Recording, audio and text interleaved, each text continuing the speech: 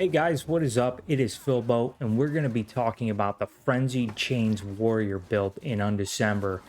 This build is going to utilize Frenzy and Ancient Spear. Wait a second, that's from the Diablo series for the barbarian class. But you will understand my confusion in just a moment because the skills we're going to be using are so stupid similar to those skills we just mentioned that it's kind of freaky.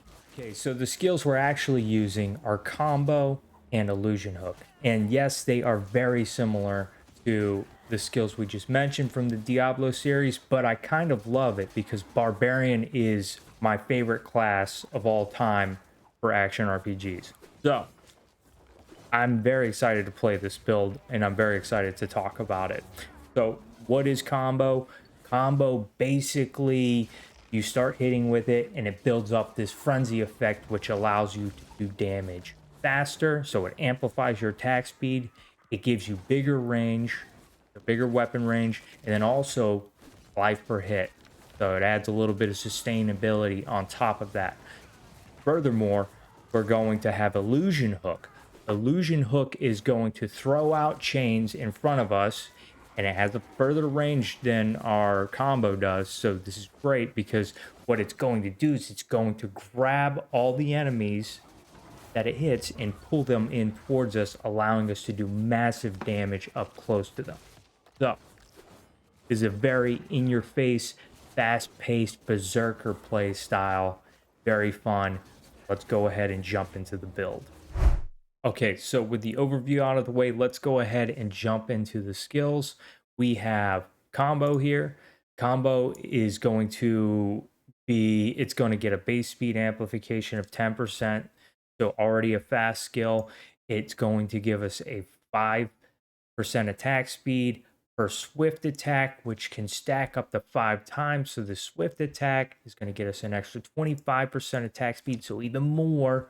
And then 40% chance once we've reached max swift attack stacks to get frenzy. Frenzy is going to give us 5% attack speed amplification, 16% weapon range, and then 4 HP per frenzy stack. So 4 health per hit. So attack speed, weapon range, and a little bit of sustainability. Really, really nice buff at the legendary. Get 50% to the frenzy effect, a little bit of extra damage amplification. And what's even more beautiful is you can awaken this, and I've awakened it to source to get even more weapon range, a bigger attack radius of 30 degrees, and then also 3% movement speed amp per frenzy stack. So 15% movement speed amp. This is kind of like having a miniature swiftness shrine all the time. Now I know it says adds 5 seconds duration on frenzy stack. What this means is it's actually 25 total seconds for the frenzy buff. So it's not 5 seconds, it's actually 25 seconds. So this thing is almost never down. Okay, so that is combo. There are a couple of other awakenings. One of the other awakenings adds a lot of attack speed, and then the other awakening adds amplification to bosses. I think if you are if you're wanting damage, go for one of those. If your attack speed capped, which it's very easy to do with combo because of all the attack speed buffs that it gets. If you're getting close or are attack speed capped and you want more damage, I'd go for the boss amplification awakening. But if you don't have a whole lot of attack speed, then maybe go for that awakening. So I went for this because the movement speed amp is kind of like the frenzy barbarian, and I wanted to full lean in on the barbarian archetype. So that's what I went with. And then the 30-degree attack radius increase definitely makes it easier for farming. So this, if you're wanting to do a lot of farming, I think that source is the awakening for you. All right, moving onward, we have illusion hook, which is what we are triggering from combo. Illusion hook, like we talked about earlier, pulls enemies in front of the caster on hit And then it also disturbs. So it's going to apply this disturb effect, which dampens movement speed, attack speed, and cast speed to enemies. So this is a nice debuff. And further on, we are going to get the Source Awakening. Source Awakening is going to dampen the area of effect a little bit, but it's going to add this pain effect. And if we read the pain effect, we'll see that it adds 10% damage taken increase.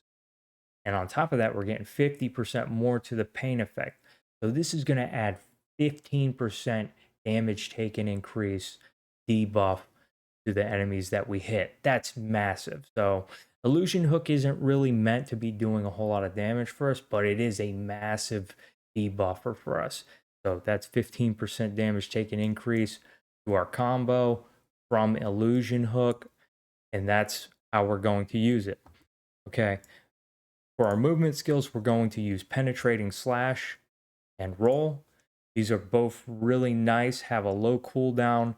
They each get +2 max use counts. It says +3 because I have an item that puts me up to 3, but they each get 2. And Penetrating Slash actually goes up the higher you get it. So I think as this goes up into like the rare and legendary, let's look. Penetrating Slash. As this goes up to legendary, you can get up to 4 max use count. So very good and nice, but it helps you get around the battlefield very quickly. It helps you get through maps much quicker. And then furthermore, it helps get you in and out of boss mechanics. We are a melee class, and getting in and out of things that would cause us a lot of damage is just part of the playstyle. So it works really nicely for that. So those are our 2 movement abilities. For our attack enhance, we are going to use Wrath of the Berserker. I mean, Fighter's Wrath. Uh, again, this is just so much like the Barbarian. But this is going to give us a big melee damage amplification and then also attack speed buff. So if you're not attack speed capped, cool, you'll still get the full benefit from Fighter's Wrath. So that is our attack enhance that we're going to use.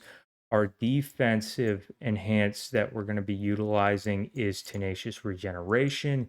Tenacious Regeneration is going to increase our total HP for a small duration here, give us a big HP regen for a second, and then it's going to act like a potion and instantly recover some of our maximum HP. Okay. And for our attack seal, if you're not, you've got a few options here. If you're not crit capped, I would definitely go with the Seal of Critical Chance. This one I think is the best in that situation. It costs the least amount, so it's 15% resource cost amp. The other 2 I'm about to talk about are 20%, but this one's really good. I think it adds the most damage if you're not crit capped. If you are crit capped, which is very difficult, if you are crit capped, you could go with Seal of Condensed Destruction. That's going to be your highest damage, and then the final one I would go for would be Seal of Striking, which is strike amplification. But the only reason I would go for this is if you are struggling with mana and you awaken it to the awakening that reduces the mana cost. So it does have an awakening that gives you like a big reduction in mana cost and makes it the cheapest to use. That is the only reason I would use it. I think I'm probably going to use Seal of Crit Chance for the entirety of this season. So that's what I'm using. Those are the skills. And let's go ahead and jump into the link runes that we're using. Okay, let's go ahead and talk about the link runes. First couple we're going to talk about are like starter link runes that can eventually be replaced. So on our combo, we will attach Find Weakness. Find Weakness is going to add crit rate. If you get to the point where you are crit capped or near crit capped with Find Weakness on and Seal of Crit Chance, then you can remove the find weakness and put something else on. I recommend melee damage amplification. And if you haven't gotten it, because this is a magic synth, you can always put on Slaughter. Slaughter is going to add critical damage, very good damage, so you could replace it with that. Next is Quick Attack. Quick Attack is going to add attack speed. Now, I think that this is probably the easiest skill in the entire game to reach attack speed cap. And I don't use the quick attack rune anymore because I've gotten my attack speed up so high. And frankly, there's still a lot that I can do to get the attack speed higher if I wanted to. So I don't use it anymore. So you will replace this very soon. And then I would put the melee damage amplification on. Next rune I'm going to talk about is Savagery. Savagery is going to do melee damage amplification, but it's going to extend the range of our attack. So it's going to add a big range increase. So if we're looking at it while we have Savagery on, our weapon range is 592. And then if we take it off, we can see it's at 439. So that is Savagery. Next, we have Grand Approach. This one is key to our set here. We have to have Grand Approach. It does big damage up close. So if we read into it, it says that damage amplification at per 100 distance decreased at enemies at 400 distance or less, up to 45% amplification, which is that's just huge. It's also going to add a regeneration of 3% of our max HP per second. So hitting mobs up close is going to be beneficial. So this is going to allow us to kind of stay in the thick of the battle much longer. It's going to add a lot of survivability, and this gets even better at Legendary. So we have to have Grand Approach. It is just too good to not have. Next is Iron Will. This one is also going to add lots of damage amplification, and it adds it per max HP. So it's going to add up to 18% per 650 max HP. And then I know this says max 5%, but at Legendary, this gets to max 10%, like the additional effect. So we can get up to an additional 10% per 1500. So you want to max this out. You're going to want to shoot for 15,000 HP. Very important that we do that. Now, final thing I want to talk about here is that we have concentrated weapon range damage. This rune does so much damage amplification. We got to use it sometimes. The downside is that it's going to dampen our weapon range. So if I had to throw one of these runes out here, I would get rid of Slaughter for cases that I wanted to use concentrated weapon range damage. So I would do this, and recall earlier how our weapon range was 592 when we had Savagery on. Now concentrated weapon is going to bring this down to 477. Now this is still slightly higher with my Savagery buffed up as much as it is. It's still slightly higher range than without either of these runes. So if I took both of these runes off here, the weapon range is still a little bit smaller than if I have both of these on. So these are kind of offsetting, but still better weapon range and still really good amplification between the two of these. Now, if you're saying, hey, I don't care about weapon range, then you can just throw out Savagery and put something else on it. So you could throw Slaughter back on. You'll just have not so good range, which is completely okay. There are cases where you want to do that, like boss fights, void rift bosses, raid bosses, really high level chaos dungeons. You're probably going to want to run with a shorter weapon range and more damage. So I do this on that content, and when I'm farming, I tend to run with Savagery. Let's just take a second real quick and actually look at the distance difference between each of these setups. All right, so this is what it's going to look like roughly with just concentrated weapon damage. This is about what you're going to see when you combine concentrated weapon damage with savagery. And this is what it looks like when you just have savagery on. Major difference, but all useful in their own ways. All right, one more rune that I'm going to talk about that you can eventually get to attach to combo is Fighting Spirit. Fighting Spirit doesn't add quite as much strike or amplification as certain other link runes, but it does add a lot of physical damage dampening and element damage dampening per Fighting Spirit stack. So this stacks up to 20 times. That's huge defense capabilities, and you'll probably want to use this for certain content like Void Rift bosses, potentially raids, really hard maps. It's a really good rune to use. So that's the last one I'm going to talk about.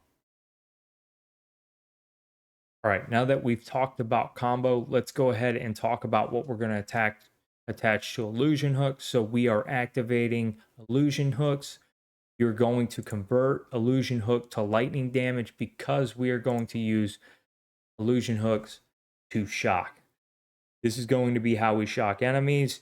Shock debuff is going to add 20% additional damage to enemies, and it's even better with the shock effect. So it's a lot of extra damage that enemies are going to take from illusion hook. We are also going to use cut. Now, cut is a rare link rune synth, and you might not have this at first. You do want to work towards this though, because it's going to add this cut effect. We read the cut effect, it's going to add 12% damage taken amplification while bleeding. So we're going to cause mobs to bleed, and then the cut effect is going to go into effect. So more damage. I think you're seeing the point of illusion hook here. It's a massive debuffer tool for us. All right, so that's cut. I also usually run with area of effect just to make illusion hooks bigger. However, if you're running boss content, you probably don't need area of effect, but I usually leave it on most of the time. And then if you're having mana issues, I recommend preserve mana. So this is a good one. Now, there are a couple of other runes you could run with. Some nice ones that I use sometimes. Sometimes I'll add Winding Wind. This will give us pretty much a constant movement speed increase buff. And if you want like serious movement speed increase, you can also add Killing Machine. So if you're mapping and you don't need the extra damage, you're just farming, you could take these two off and throw these on like this and have like some serious movement speed going on. So Killing Machine is going to allow us to gain stacks of carnage, and once it reaches a certain amount of stacks, then we get this 10% movement speed amp. So we get that, and then Winding Winds is going to give us the movement speed we talked about earlier. And then one more rune that I want to bring up, which is really nice to attach to the illusion hooks, is called Spot Weakness. Spot Weakness is going to be something you would use in the event that you need more defensive capabilities. It's going to allow us to add these stacks of Spot Weakness upon hitting an enemy at 600 distance or less, which builds up dodge rate and max attack and spell dodge chance per stack. So that's a really nice one too that you could potentially link to illusion hooks. All right, let's go ahead and talk about zodiac stats. Very straightforward. You need as much dexterity as your sword is going to require. So we are going to use two-handed swords for this build because two-handed swords have the best range. And combo can only use swords and axes anyways. Axes just have really bad weapon range. I don't think they work well for this particular build, so I would use a two-handed sword. So you'll need enough dexterity to support that. Everything else can be thrown into strength.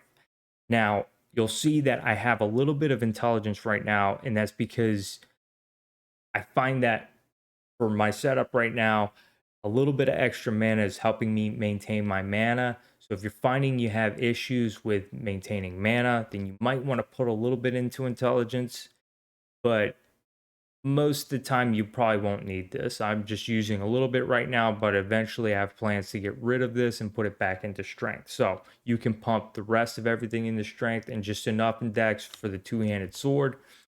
Moving on, we are going to look at the traits here. Recommend going up this top route here in Aphros. So that's tree 1. Tree 2, you are going to take armor and go all the way around here. In tree 3, I'm taking the first 3 here. And the reason I'm not doing these 2 is because I need a little bit of extra mana. And so I've gone 5 points deep into Unos on tree 3. If you don't have mana issues, you can drop these and put these into more damage nodes. Then in tree 4, we are going to do damage upon attack, route, under prowl, take the resistance that you need the most, and then just go towards the end here. Use armor. Honestly, you could take the dodge too. If you feel like you have plenty of armor, you might want to take the dodge. We're actually getting a lot of extra armor from Iron Will. So if your gear has a lot of armor on it and you reach the point where you feel like you have plenty of armor, you could get some extra dodge. You might want to take that dodge node. All right. Tree 5 here, we are going to go in, get the attack speed and the strike damage up here with this 6% HP regen per second. HP regen per second is really important to our build. That's how we're getting most of our sustain. And we'll talk a little bit more about that later when we look at gear. In tree 6 here, we are going all the way to the end here to get attack speed. Then we're going down and getting the attack crit damage. So this is a big one right here. This is a lot of damage right here. We got to get that. Then going down to tree 7, I am taking all of these nodes here. All of these nodes here because we're constantly critting, so it makes sense to grab this one. And you can't read it here because my face is in the way, but it's 40% damage for 2 seconds upon miss. I'm not at level 100 yet, but I'm planning on working my way to this one. That's a big one to pick up. And tree 8 here, I'm going the two-handed damage route and picking up, going down the middle here. I'm taking this mana instead of going to get the armor. Like I could take the armor if I wanted, but again, I'm having like a little bit of mana issues, so you got to do some things to compensate. So I took the extra node here and went all the way to the end here, got the crit damage, and then also picked this damage node with the HP regen up. I'm also going into Farmer to pick up these HP nodes. Again, we're trying to shoot for 15,000 HP to get the full effect of Iron Will once we hit Legendary with it. So, taking that. And then in Hunter, I am taking these nodes right here to get Time of the Hunt. Time of the Hunt's big because we get a damage amplification. And then I'm going up top again because this is actually a really good route to go if you're wanting to get some better mana maintenance here. You get some dampening on resource cost, and we get this double damage max. So this is actually a really good node here. So I'm taking that. Again, I would take these 2 nodes here. I've got what, 4 points left. So I talked about the extra nodes I would take. I'm probably going to take these 2 here. Detect Prey gives me crit rate and then also a chance for movement speed on hit, which is nice for moving around faster and getting through maps faster. So I'm thinking about taking that. And then I've thrown these last 3 here into the armor pen. I think a little bit of armor penetration is probably a good thing. However, I'm not sold right now. So I may at some point take these 3 off, but I think it's okay for now. All right, so that's that. That's all of the regular zodiac points that I'm using. And for the specialization, I'm going into hammer. Now, in hammer, I'm just going all the way down, getting the strike damage amplification, working my way over here, getting uplift. And I'm taking 1 point here for the uplift effect, and then 1 point here for the weapon range. Bigger weapon range is really, really nice for the build.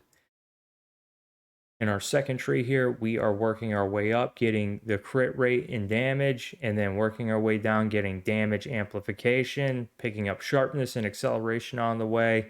Both really good to have.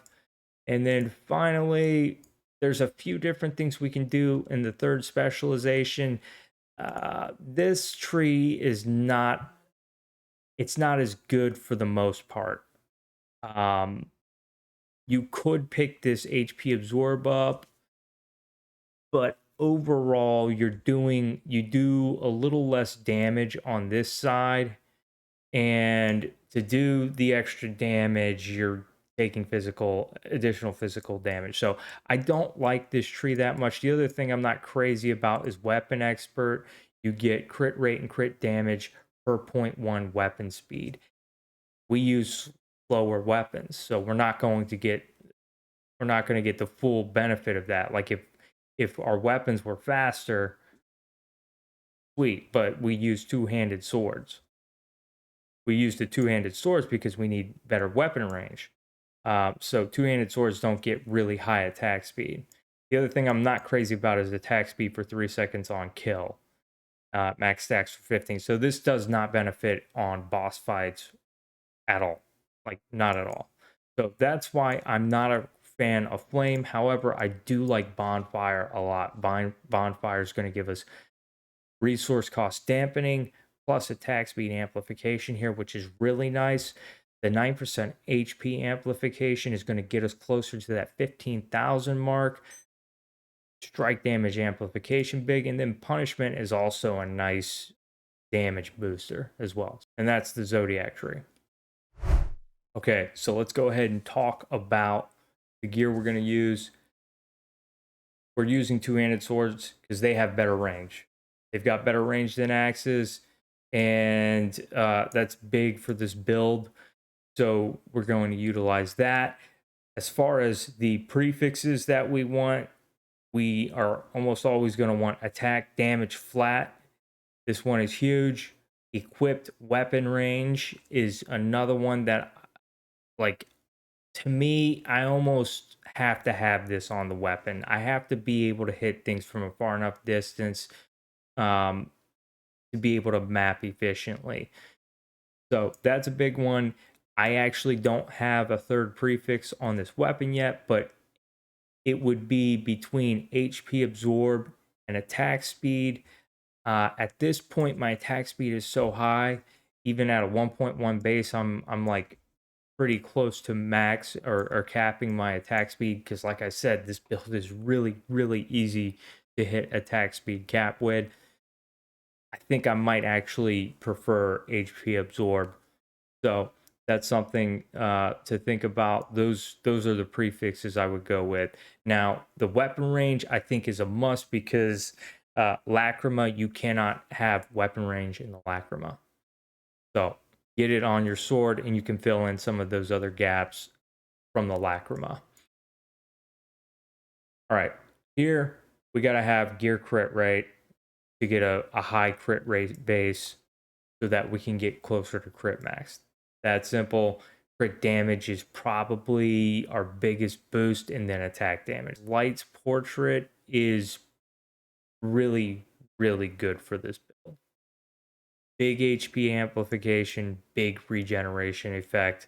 So you'll get this max HP regen and max mana regen per second, and then you get a big regeneration effect on top of that. So if you can pick up a Light's Portrait, go for it, because this is just such a good piece for the build. All right.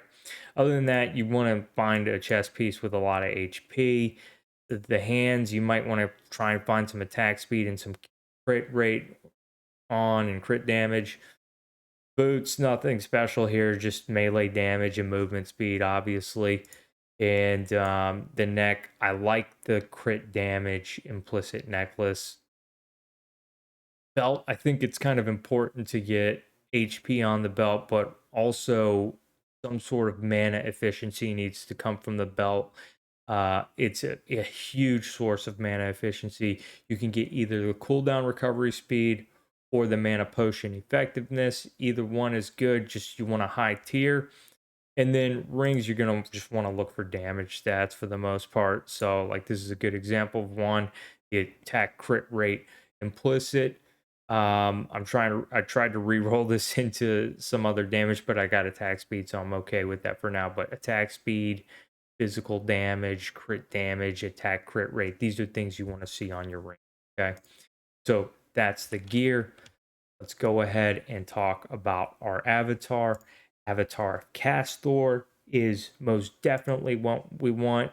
The passive is going to give us a big boost to our strength, so enhanced strength. And then we have sensory stimulation. So sensory stimulation is going to be our active skill because it adds damage amplification for physical damage. And I would definitely have the cooldown recovery speed. So I don't need it because I have a what is this called, a relic that drops my cooldown recovery speed. So I don't need it on my sensory stimulation. However, if I didn't have that, I would definitely have this because you want this duration. You want the cooldown to be under the duration. It isn't by default. So take cooldown recovery speed. And then you have some other options here. I like this one for sustain. It adds max HP or mana upon casting the buff. So every time sensory stimulation gets cast, you either get your HP or mana, whichever one is lower.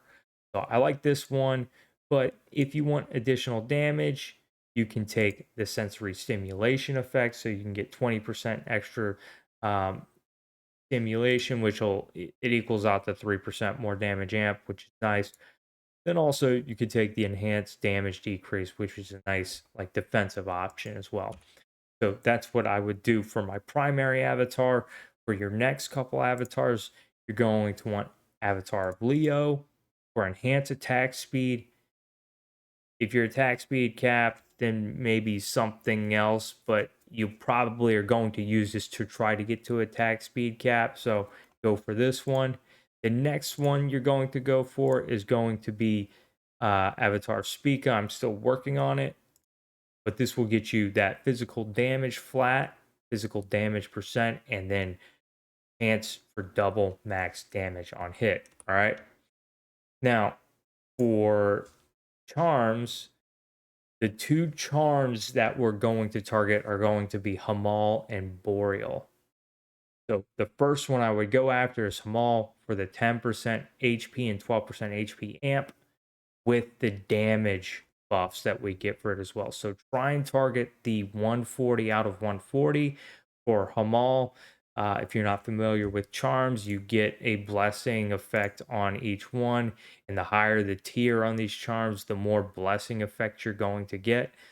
So you're going to want to get charms for Hamal to try and get your blessing effect up to 140 to get these blessing effects I just talked about. So you can view the blessing effect and see at 20% of blessing, you get this and so on and so forth. And this is just a big, big boost to your damage.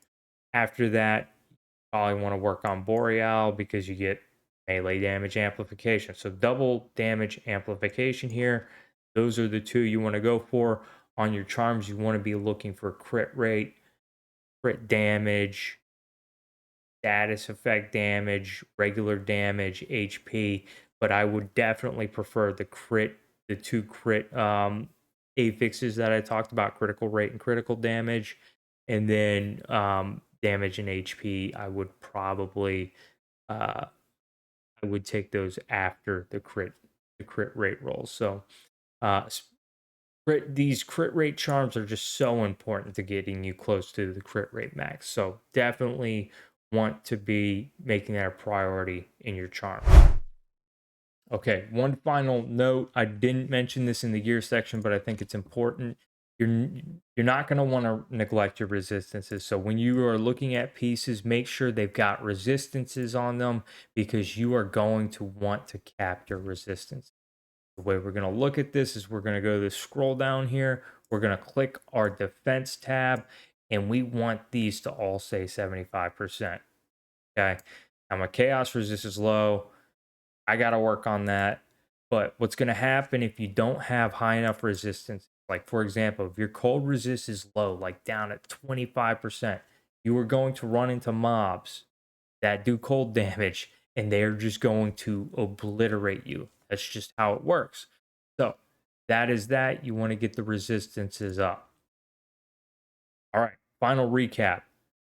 The build, combo and illusion hooks. Super fast berserker play style, in your face, and tanky as well. I think we talked about some of the HP regen capabilities of this build earlier, but I didn't really show it. So I'll just go ahead and attack the scarecrow here. We talked about Grand Approach. Grand Approach gives you a ton of HP regen whenever you are attacking mobs within 200 distance. So like if you look at the scarecrow, you'll see the distance on it. So that's why you want to be getting close up.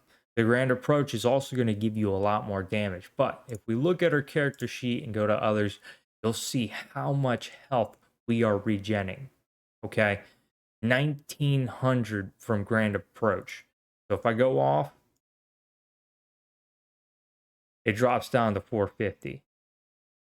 I mean, that's huge. Like you're going to be getting just a massive amount of HP regen with this build. So you are going to be able to stand in a lot of things you didn't think you could. But that's it. That's the build. If there's something I've missed, let me know. Drop a comment. I'll get back with you. But if the build has helped you out and you've enjoyed it, and you've enjoyed this like fresh take on the Diablo barbarian, give me a sub and a like. That would help me out so much. Thanks for checking out the video. I'm going to get back to the grind.